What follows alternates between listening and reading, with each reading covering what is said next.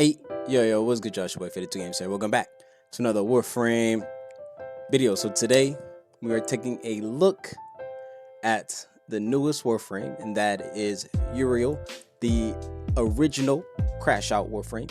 Besides Valkyrie, you know, she be crashing out. But as you guys see in the cinematic story, spoilers if you haven't seen it. Psych, you thought I was gonna do that. I would never do that to y'all. But Uriel is a insane Warframe. Not gonna lie, his kit works so well together, so I don't really recommend you subsume anything.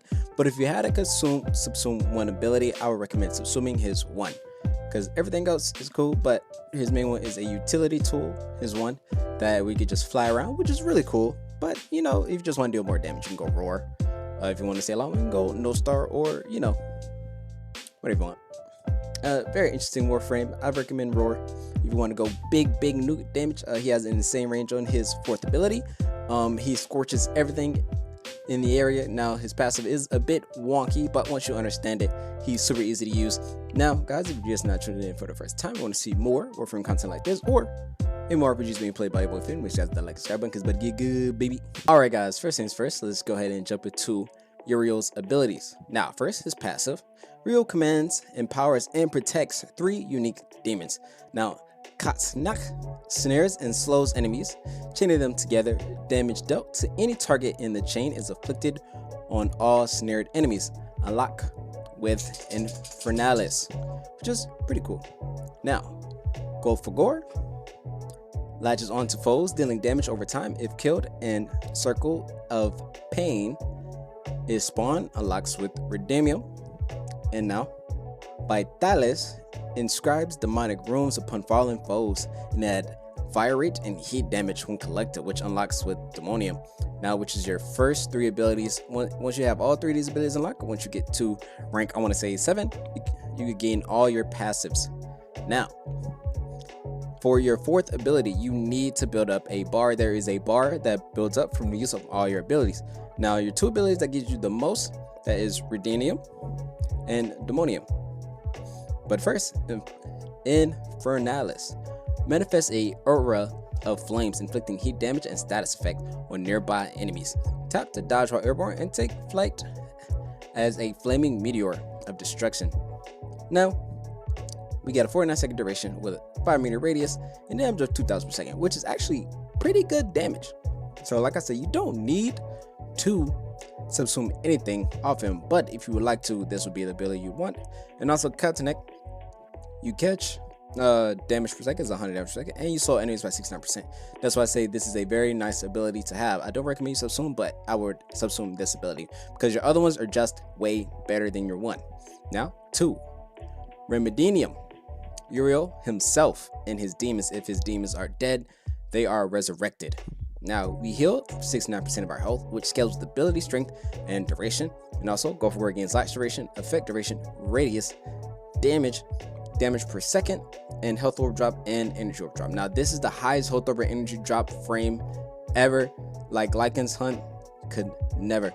The amount of any energy and health orbs that drops from Redemium is insane. So this is just such a good tool, and it is significantly better than Lycan's Hunt in my opinion.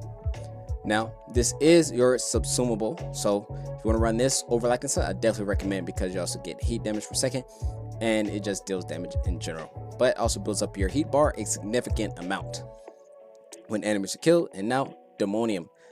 Uriel rips out the souls of his demons, draining their health, and sends them in search of new victims. Souls explode on contact with an enemy, rendering it vulnerable. Now, this makes enemies vulnerable, and your demon health drain is 10%. That does not scale with ability, strength, or duration. It is flatly at a 10% drain, but you do increase the duration of Demonium in general with duration mods like continuity, stuff like that. Now, we also gain fire rate and extra damage from Vitalis, which is an insane thing, and with buff duration, that does scale with ability strength.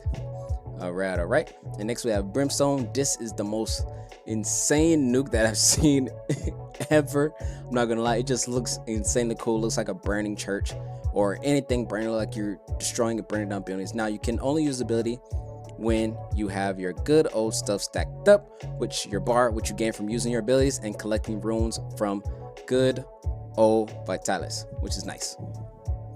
but Brimstone hits very hard. Duration will effectively increase your damage output, of course, and it's just a Brimstone multiplier cat is by 10 times. That cannot scale, but 10 times is already an insane amount. So the more ability strength, I recommend Precision Intensify. Also, Archon Vitality. These put together will make an insane output.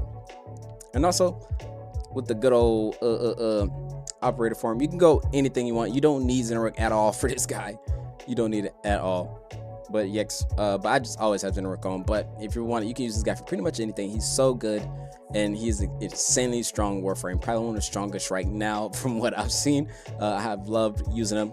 But yeah, guys, let's go ahead and jump into the build. Now, onto the build. Now, my build is definitely very different. The reason I go Arcane Blast is just because I love having a large health pool. I just love having a large health pool. But if you want, instead of going most augmented, you can go Arcane Bellicose. Because with Arcane Blessing, for every 250 health, we gain ability strength to 72%. But with Arcane Bellicose, we'll have sit at a nice 72% instead of a 60% more augmented. But you stack this on, you don't need Arcane Blessing. He heals a lot, but I just love having the extra health just because I love being tanky and doing damage. But we have Growing Power, Prime Short-Footed, Flow, Stretch, Equilibrium, Necessity, Prime Precision Intensify, Blind Rage, Overextended, Auger Reach, and Archon Vitality. Now, you don't need Prime Flow, but I'm probably going to throw it on since I do have room now because I did... how do you say increase my I did form my boy, so we're good. You know, never gonna go that. I recommend adaptations if you don't want to get one-shotted, but you most likely won't because you have energy and health orbs out at all times, so it'd be very hard for you to die. But yeah, and Archon Vitality is a must on Uriel if you want to deal insane amounts of heat damage. This is a must. Now for the weapons, you go pretty much anything that boosts heat damage.